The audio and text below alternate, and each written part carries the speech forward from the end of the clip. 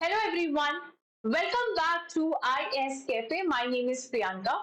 Let us begin with today's decoding session of the Hindu 30th of October 2023. हमारे आज की discussion में हम तीन इंपॉर्टेंट टॉपिक्स के बारे में बात करने वाले हैं। पहला टॉपिक होगा इंडियन रेलवेज के बारे में। आंध्र प्रदेश में बहुत ही एक सैड न्यूज सामने आई है कि वहां पे ट्रेन का एक्सीडेंट हुआ जिसमें बहुत सारे लोगों की डेथ हुई है, कुछ इंजरीज हुई। ये साल में हमारा दूसरा ट्रेन एक्सीडेंट हो चुका है जो कि एक बहुत बुरी खबर है इंडियन रेलवेज की। उसी से मिलता जुलता एक एडिटोरियल जो है आज के अखबार में आया है कि इंडियन रेलवेज का जो रेवेन्यू है, यानी कि जो पैसा है, जो इंडियन रेलवेज का जो रेवेन्यू, उसमें प्रॉब्लम्स जो है वो क्या है। दूसरा यहाँ पे हम बात करेंगे अबाउट द स्पीकर। पार्लियामेंट के अंदर दो हाउसेस होते हैं, एक आपके पास लोकसभा और एक राज्यसभा। दोनों हाउस को प्रिसाइड कौन करता है? लोकसभा में स्पीकर प्रिसाइड करते हैं और राज्यसभा में हमारे चेयरमैन प्रिसाइड करते हैं। तो लोकसभा की जो प्रिसाइडिंग ऑफिसर यानी कि जो स्पीकर है, उनको लेके यहाँ पे पूरा एक डिस्कशन हो रखा है कि स्पीकर के जो नॉर्मल पावर्स होते हैं, जो रूल्स एंड रेगुलेशंस होते हैं, उसके अतिरिक्त, उसके अलावा दो और उनके पास पावर्स होते हैं। एक तो एंटी डिफेक्शन लॉ है वो, और एक और यहाँ जहाँ पे इसके बारे में हम बात करेंगे। लेकिन क्या यहाँ पे वो निष्पक्षता से काम कर रहे हैं? Are the speakers in the parliament, or is the speaker in the parliament working in an unbiased way? We will be discussing about it. Then at last, NIA, that is the National Investigating Agency. Again, a shocking news from the Kerala, that is एक bomb blast की जो खबर है वहां से सामने से आई, तो उसमें जो इंस्टीट्यूशन इन्वॉल्व है और the body I would say that is a national investigating agency. इसके बारे में हम पढ़ेंगे कि NIA जो है कैसे स्टैब्लिश हुआ, हाउ इट फंक्शंस, ठीक है, और किस तरह से काम करता है। बॉम्ब ब्लास्ट हुआ, it's a bad news for us, but उस पर ज्यादा टाइम वेस्ट नहीं करना। एग्जाम पॉइंट ऑफ व्यू से हमको उससे रिलेटेड चीजें पढ़नी है ना, कि जो NI है जो कि इन्वेस्टिगेशन कर रही है वो किस तरह से काम कर रही है। तो हमें एग्जाम ओरिएंटेड वे में पढ़ना है। तो here we can start our first topic, that is so the topics are the Indian railway, speaker and the national investigating agency. Now, starting with our first topic, that is the Indian Railways revenue problem. But before we move forward and start our discussion, this is our channel IAS Cafe. अगर आप सभी लोगों को हमारा ये initiative अच्छा लग रहा है तो आप हमारे चैनल को प्लीज सब्सक्राइब करिए और लाइक और शेयर करिए। हमारे चैनल पे करंट अफेयर्स के वीडियो आपके पास डेली आ रहे हैं, उसी के साथ में पूरा एक ज्योग्राफी की जो सीरीज है वो अपलोड हो रही है। आप डेली जो है ज्योग्राफी की सीरीज वहां से देख सकते हैं, ज्योग्राफी की लेक्चर्स आप कर सकते हैं, वहां पे हर एक कॉन्सेप्ट को बहुत ही अच्छे से क्लियर किया गया है। और ज्योग्राफी के अंदर भी क्रोनोलॉजी जो बताई गई है, जिसमें क्लाइमेटोलॉजी हम पहले कवर कर रहे हैं, उसके बाद वहां हम जियोमॉर्फोलॉजी कवर करेंगे, देन हम जो बाकी की सेक्शन है उनको कवर करेंगे, जैसे कि ओशनोग्राफी है आपके पास, इंडियन ज्योग्राफी है, इकोनॉमिक ज्योग्राफी है, इस तरह से। Now starting with our discussion, that is the Indian railways revenue problem. इस चीज को आप यहाँ पे समझो, पहले मैं ब्रीफ में बताती हूँ कि यहाँ पे बात क्या हो रही है। अगर मैं इंडियन रेलवेज के बारे में बात करूं तो ये हमारे इंडिया के लिए बहुत ही इंपॉर्टेंट ऑर्गन है। इंडिया के most of the population transportation के लिए रेलवेज का यूज करती है। It is the mostly wide. क्या क्या ट्रांसपोर्टेशन होते हैं? एयरवेज होता है आपके पास, रोडवेज होता है जिसमें आप बस वगैरह करते हो, फिर आपके पास ये रेलवेज है जिसमें ट्रेन वगैरह होती है, और पानी वाले जो जहाज वगैरह होते हैं। तो basically broadly there are four means of transportation. आपके पास फ्लाइट्स वगैरह, that is the airways, then your railways, then roadways, और फिर आपके पास वाटरवेज। इन सभी में से सबसे ज्यादा अगर किसी का यूज होता है वो रेलवेज होता है, दो चीजों के लिए, एक पैसेंजर के लिए और एक फ्रेट के लिए। पैसेंजर का मतलब यात्रियों का आवागमन, यानी कि जब पैसेंजर एक जगह से दूसरी जगह में जाते हैं, मुझे महाराष्ट्र से वडोदरा जाना है, वडोदरा से मेरे को जयपुर जाना है, जयपुर से मुझे मुंबई जाना है, मुंबई से फिर से मुझे बैंगलोर जाना है, तो आई हैव ऑप्शंस। ठीक है, बस को हम यूज करते हैं जब थोड़ा सा डिस्टेंस छोटा होता है। अगर लॉन्ग डिस्टेंस की बात करें तो या तो फ्लाइट होती है या ट्रेन होती है। फ्लाइट हर कोई अफोर्ड नहीं कर सकता, तो मोस्टली जो यहाँ पे यूज होता है वो क्या है आपके पास? रेलवे। तो पहली बात तो रेलवे का इंपॉर्टेंट आपको समझ में आना चाहिए। अब यहाँ पे बात हो रही है कि किसी जमाने में ये रेलवे के इंपॉर्टेंस को देखते हुए रेलवे का जो बजटरी एलोकेशन है वो पूरी तरह से अलग होता है। जब सरकार बजट बनाती है तो उसमें अलग अलग जो सेक्शन है वहां पे बजट जो है वो उनको पेश किया जाता है। कि भाई इसके लिए इतना पैसा है, इसके लिए इतना पैसा दिया जाएगा। उसी तरह से रेलवेज का बजट पूरी तरह से अलग होता था। लेकिन अब क्या हो गया है, रेलवे बजट को हमारे बाकी का जो नॉर्मल बजट है, जनरल बजट है, उसके साथ मर्ज कर दिया गया है। जब ये रेलवे बजट जनरल बजट के साथ मिक्स हो गया है, तो ये राइटर कह रहा है कि अब जो रेलवे के रियल प्रॉब्लम्स वो छुप रही है और सामने नहीं आ पा रही है। जबकि रेलवे का जो रेवेन्यू होना चाहिए, जो पैसे की कमाई होनी चाहिए, उतनी हो नहीं पा रही है और रेलवे जो हमारा सफर कर रहा है ना। रेलवे में हमको ज्यादा से ज्यादा जो कैपिटल एक्सपेंडिचर होता है, जिससे ग्रोथ एंड डेवलपमेंट हो सकती है, उन प्रोजेक्ट्स में हमको पैसा लगाना चाहिए, जिसकी पटरियां बनानी हो, मतलब बहुत सारी ट्रेन की प्रोजेक्ट्स हो सकते हैं। तो this is what writer is saying. Writer यहाँ पे पूरी तरह से फोकस किसके ऊपर कर रहा है, रेलवे की जो रेवेन्यू प्रॉब्लम है उसके ऊपर फोकस कर रहा है। ठीक है, that while investing in the railway boosts the manufacturing and services as well as the tax revenue for the government and more job opportunities. A key organization like the railways cannot be allowed to go the Air India way. The investment made should add to these revenue. अब writer क्या कह रहा है कि अगर आप railways में investment करते हो, यानी कि पैसा लगाते हो, तो यहां से आप मैन्युफैक्चरिंग को बूस्ट कर सकते हो। मैन्युफैक्चरिंग होगी तो लोगों को काम, जो प्रोडक्शन में काम मिलेगा तो नौकरियां मिलेगी, सर्विसेज में बूस्ट ऑन हो सकता है, टैक्स के थ्रू आपके पास पैसा आ सकता है, जॉब के लिए और भी अपॉर्चुनिटीज हो सकती है। ये इतना इंपॉर्टेंट है, रेलवे हमारे लिए इतना इंपॉर्टेंट है। लेकिन रेलवे का ये जो लॉस हो रहा है रेवेन्यू में, उसको देखते हुए कहीं ऐसा नहीं हो कि हम एयर इंडिया के रास्ते पे चला जाए, क्योंकि एयर इंडिया का प्राइवेटाइजेशन हो चुका है, वो प्राइवेट कंपनी के हाथ में आ चुका है। अगर रेलवे का भी हम जो लॉस इस तरह से चलता रहा, उसका भी अगर हमको प्राइवेटाइजेशन करना पड़ा, तो फिर तो ये गड़बड़ है। प्राइवेटाइजेशन से सबसे पहले दाम बढ़ेंगे, लेकिन फिर लोकल लोग जो आपके पास अफोर्ड नहीं कर सकती आम जनता, वो कैसे काम चलेगा।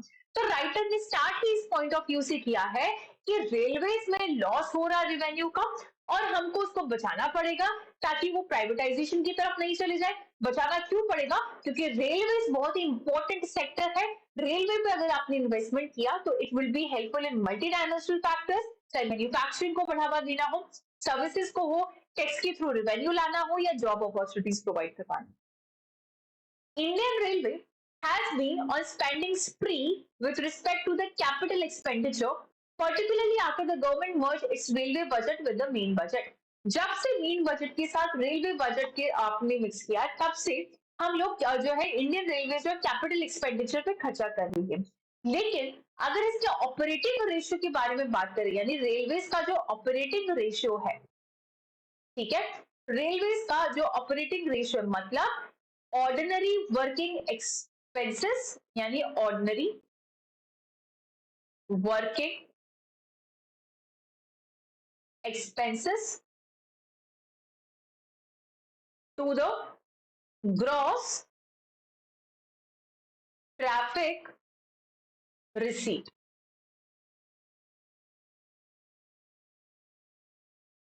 तो जब हम ऑपरेटिंग रेशियो की बात करते हैं, यानी कि ऑर्डिनरी आपकी वर्किंग का खर्चा कितना है और ग्रॉस ट्रैफिक रिसीट कितना है, जितना लोअर रेशियो होगा उतना क्या है, आपके पास प्रॉफिट ज्यादा, यानी खर्चा कम है और आपके पास जो पैसा आ रहा है वो ज्यादा है, प्रॉफिट में है। लेकिन अब यहां से हम क्या समझ पा रहे हैं, रेलवे के अगर डेटा देखें तो यहाँ पे हमारा डेट जो है बढ़ रहा है, जो डेट उधारी है वो बढ़ रहा है। क्यों, क्योंकि इंडियन रेलवे जो है continues to have a total lack of surplus. आज भी इंडियन रेलवेज के पास टोटल सरप्लस वाली कंडीशन नहीं है। It has been augmenting the funds through the gross budgetary support या फिर एक्स्ट्रा बजटरी रिसोर्सेज। तो पहली बात जब मैं इंडियन रेलवेज की बात करती हूँ, ये सरप्लस में नहीं, इनके पास जो पैसा है, जो रेवेन्यू है, वो आपके पास सफिशिएंट नहीं है। तो उसके लिए ये दो चीजें करती है। एक तो आपके पास जो बजट से इनके पास पैसा आता है, जिसको हमने बोला है budgetary support, gross budgetary support, यानी कि ग्रॉस बजटरी सपोर्ट जीबीएस, या फिर एक्स्ट्रा बजटरी रिसोर्सेज। जब रेलवेज को अपने इंडिविजुअली कोई प्रोजेक्ट करना होता है और बजटरी से जो इनको सपोर्ट मिला है रेवेन्यू का, वो उनके लिए सफिशिएंट नहीं होता है, तब ये एक्स्ट्रा बजटरी रिसोर्स की तरफ जाते हैं, यानी कि लोन लेते हैं फाइनेंशियल हेल्प लेते हैं, डोमेस्टिक मार्केट से हेल्प लेते हैं, एशियन डेवलपमेंट बैंक से ले सकते हैं, बैंक किसी कहीं से भी ले सकते हैं, तो ये लोन लेते हैं। अब क्या हो रहा है, the merging of budget help this cause as a gross budgetary support from the central government could be increased without much scrutiny. However, with respect to the extra budgetary support, there is a price to the pay. अब यहाँ पे क्या कह रहे हैं कि जब से रेलवे का बजट आपने जनरल बजट के साथ मिक्स किया है, तो जो ग्रॉस बजटरी सपोर्ट है, चलो ठीक है, वहां से आपके पास थोड़ा बहुत पैसा ज्यादा आ रहा है, लेकिन ये जो आप लोन वगैरह ले रहे हो, इसका प्राइस अभी भी देना बाकी है, इसका प्राइस अभी भी चुकाना जो है वो बाकी है। तो इंडियन जो रेलवेज है, on spending on the repayment of principal interest is, अब जो ये एक्स्ट्रा बजटरी रिसोर्स है, वहां से उनका जो प्रिंसिपल अमाउंट है या फिर जो ब्याज उनको चुकाना है, that is something around 22,229 rupees crore and 2378 crore respectively, जो कि भाई इनका जो रेवेन्यू रिसीट है, जितना पैसा इन्होंने कमाया है, रेवेन्यू रिसीट है, उसका 70% तो इनको चुकाना है।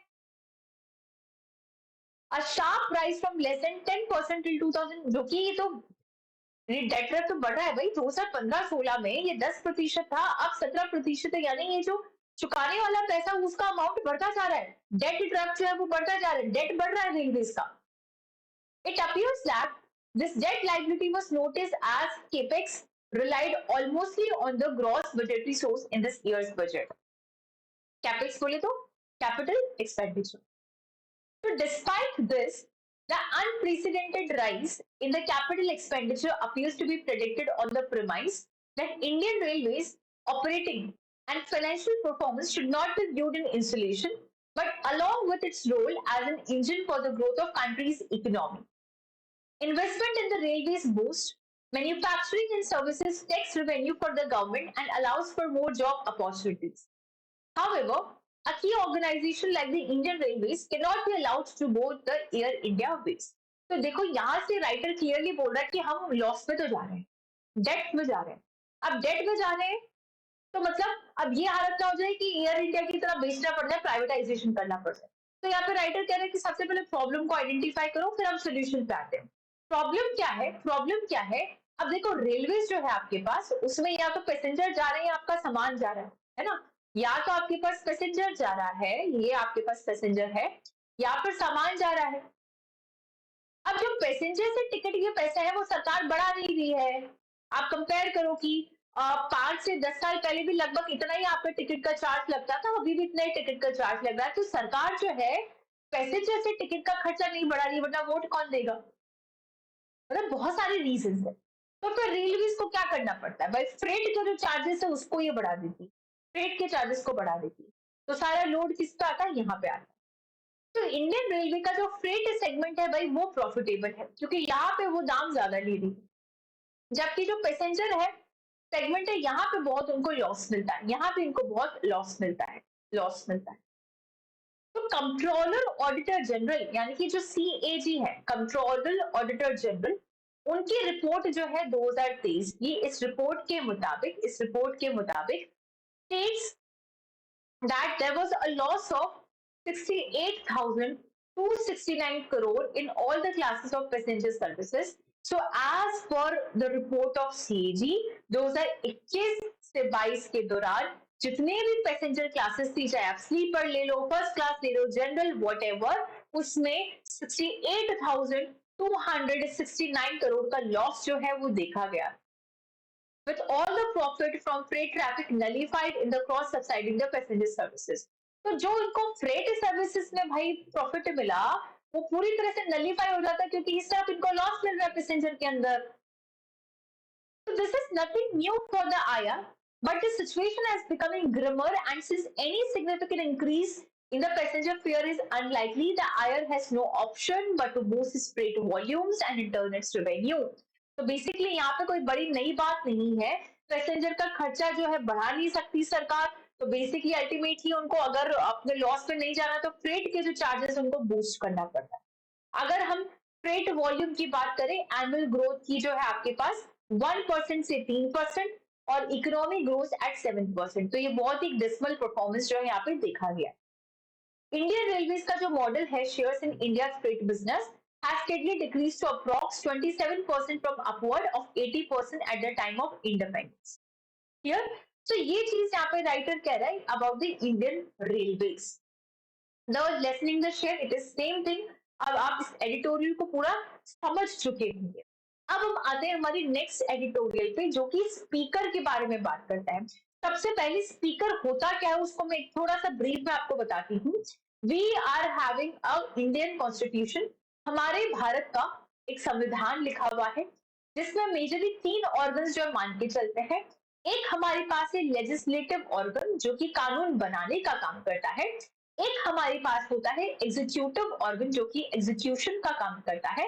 और एक हमारे पास है न्यायालय यानी कि जुडिशरी जो कि जजमेंट करता है. तो जब मैं लेजिस्लेटिव ऑर्गन की बात करती हूँ जो कि कानून बनाता है तो हमारी सेंट्रल लेवल पे होता है पार्लियामेंट. सेंट्रल लेवल पे क्या होता है? पार्लियामेंट होता है. इस पार्लियामेंट के 2 हाउस होता है, एक लोकसभा है और एक राज्यसभा है. अब लोकसभा और राज्यसभा दोनों ही हाउस को प्रिसाइड करने वाला एक व्यक्ति होता है. लोकसभा को जो हाउस को जो प्रिसाइड करता है उसको बोला जाता है स्पीकर. उसको बोला जाता है स्पीकर. और जो राज्यसभा को प्रिसाइड करता है उसको बोला जाता है चेयरमैन. उसको बोला जाता है चेयरमैन. करेक्ट. तो अब आपको पता चल गया speaker is the presiding officer of the Lok Sabha, that is the lower house of the parliament, and parliament is the legislative body of the center. Clear है? अब हम आते हैं यहाँ पे क्या है बोला जा रहा है. ये 3 एज इट इज वाक्य हैं जो कि हमारे कंट्री के चीफ जस्टिस ऑफ इंडिया ने अभी रिसेंटली बोले हैं. क्या बोला उन्होंने? ये कहते हैं the order of this court has to be followed. I am concerned about the dignity of our court. If someone feels that this was a structure passed by a local court against a government servant, they are mistaken. तो यहाँ पे chief justice of India highest जो judiciary के अंदर आते हैं उनका क्या कहना है? वो कह रहे कि इस कोर्ट में जो ऑर्डर दिया गया है वो फॉलो करना पड़ेगा, ये रूल कहता है. चीफ जस्टिस ऑफ इंडिया बोलते हैं कि मुझे इस कोर्ट की डिग्निटी को लेके कंसर्न है because this court is the highest authority. आपको इस कोर्ट का जो डिसीजन है वो पूरी कंट्री में लागू होता है, लेकिन अभी तक जो स्पीकर है महाराष्ट्र की लेजिस्लेटिव असेंबली के, उन्होंने हमारे आंसर हमारा जो ऑर्डर है उसको फुलफिल नहीं किया, तो इस कोर्ट की डिग्निटी में सवाल उठ रहा है. तो यहाँ पे वो स्पीकर पे क्वेश्चन कर रहे हैं कि अभी तक आपने ऑर्डर को फॉलो क्यों नहीं किया है. अब पूरा मामला समझते हैं स्पीकर के ऊपर कि बात क्या हो रही है, स्पीकर क्या चीज. ठीक है. तो these are the words of Chief Justice of India who felt despair over the inaction by the Maharashtra Assembly Speaker with respect to the disqualification petition of members that has been pending before him since July. 2022 जुलाई से लेके उनके सामने एक member के disqualification की जो petition है वो पेंडिंग है. अभी तक स्पीकर ने उसमें कोई डिसीजन नहीं लिया है. तो लोकसभा के प्रिसाइडिंग ऑफिसर के मुताबिक at the centre the speaker is required to act in impartial manner. However, the functioning of this institution over the India is left much to be desired. तो अब यहाँ राइटर कह रहा है कि लोकसभा में ये जो स्पीकर है इनका कार्य क्या है कि इम्पार्शियल वे में इनको काम करना है, लेकिन कुछ सालों में ये देखा जा रहा है कि स्पीकर जो है बिल्कुल भी इम्पार्शियल नहीं है. जिस पॉलिटिकल पार्टी से वो बिलोंग करते हैं वो उनका साइड लेते हैं. ठीक है. अब स्पीकर के बारे में थोड़ी सी चीजें हम देखते हैं कि यहाँ पे क्या होता है स्पीकर. पहली चीज हमने बात करी कि पार्लियामेंट है. There are 2 houses, Lok Sabha और राज्य सभा. So as per the Article 93 of the Indian Constitution, Article 93 of the Indian Constitution provides for the election of both Speaker और Deputy Speaker. तो आपके पास ये जो 93 है ये स्पीकर और डेप्यूटी स्पीकर दोनों के ही इलेक्शन की बात करता है. स्पीकर एक कॉन्स्टिट्यूशनल और सेरेमोनियल हेड है हाउस का. Each of the House of Parliament has its own presiding officer. Lok Sabha में स्पीकर डेप्यूटी स्पीकर होते हैं और राज्यसभा में चेयरमैन और डेप्यूटी चेयरमैन होते हैं. ये अभी हमने देखा. अब इसका फंक्शन क्या होता है?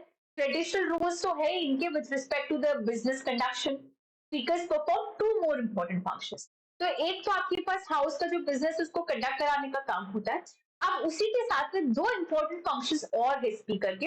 पहला, जब भी पार्लियामेंट के अंदर कोई बिल पेश होता है, जब भी पार्लियामेंट के अंदर कोई बिल पेश होता है, पहले वो लोकसभा में जाता है या राज्यसभा में, कहीं पे भी पहले जा सकता है। बट कोई बिल मनी बिल है या नहीं है, इसका फाइनल जो डिसीजन है वो स्पीकर लेता है। आई रिपीट, स्पीकर के पास बहुत सारे फंक्शन होते हैं, but there are two special functions given to the speaker, जिसमें पहला फंक्शन होता है about the money bill, that a bill is a money bill और not, it is decided by the speaker.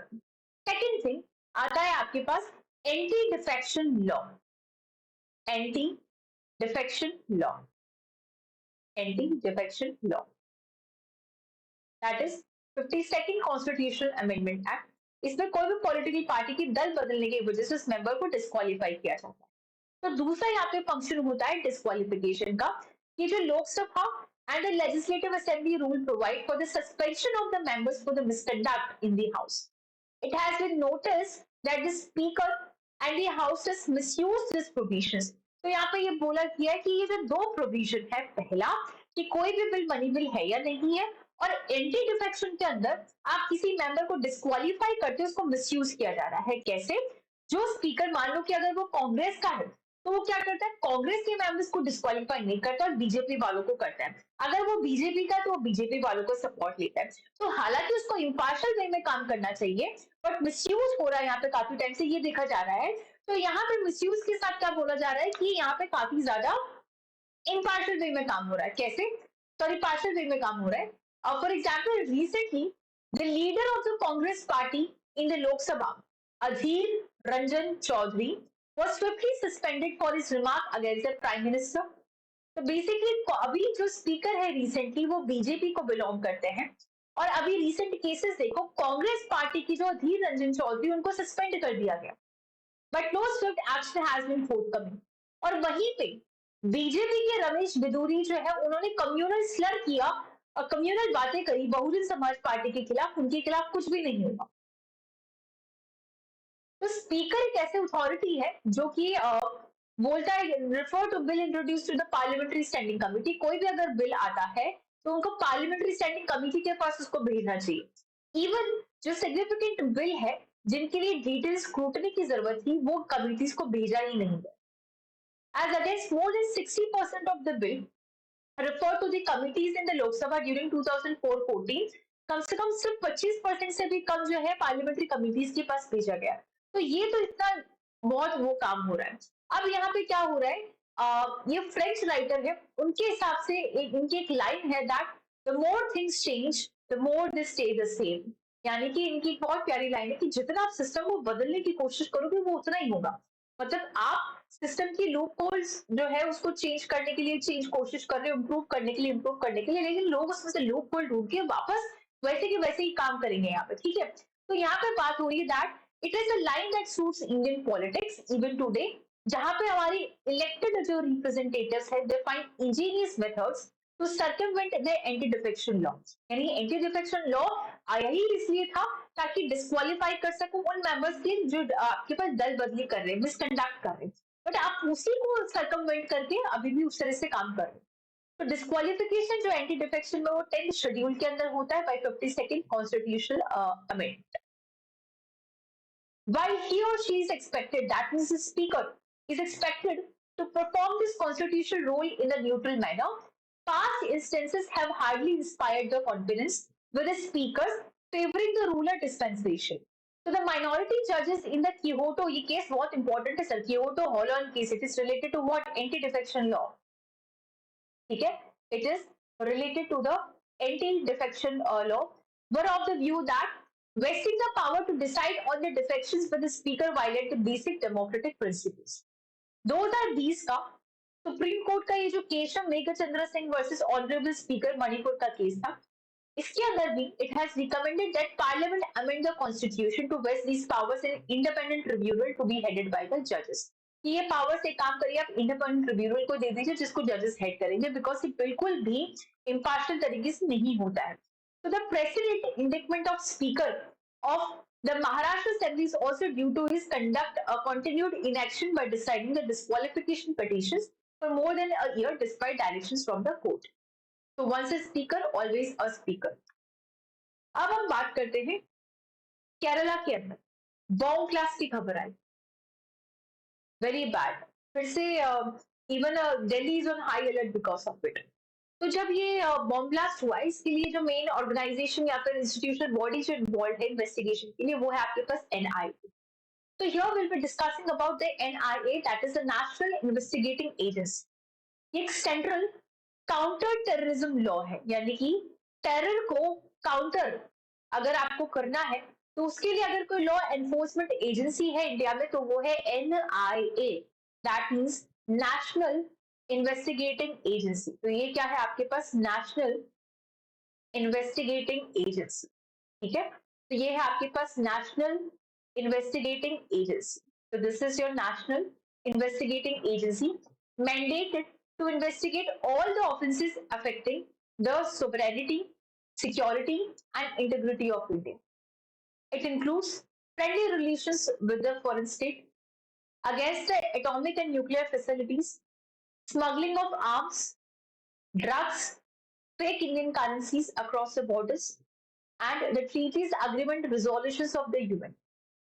तो बेसिकली 2008 के अंदर एक एक्ट आया था, इट वाज 2008, जब नेशनल इन्वेस्टिगेटिंग एजेंसी का एक्ट लाया।